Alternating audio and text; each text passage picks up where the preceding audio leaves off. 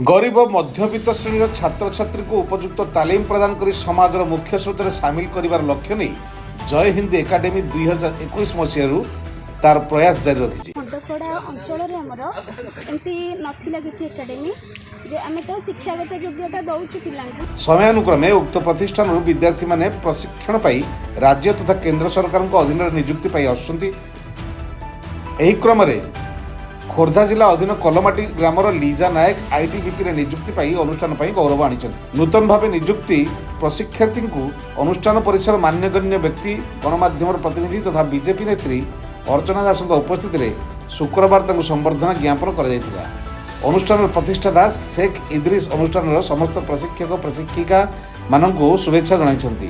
संस्था प्राय 2021 रु आरंभ है संस्थार प्राय 35 ରୁ 40 पिला पढ़ुं प्राय 30-35 पिला पाइकी भी गले सक्सेस मो पिला कहूँ इनभाइट करुँच आसतु पढ़ु परिश्रम करूँ लाइफ को सक्सेस कर।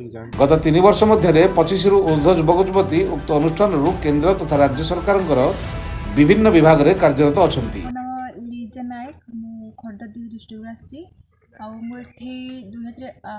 मुझे 6 मास है पढ़ुची पढ़िया सोची आठी सार मैम समस्त भल पढ़ाई आज मुझे स्टेज पहुँच पारी।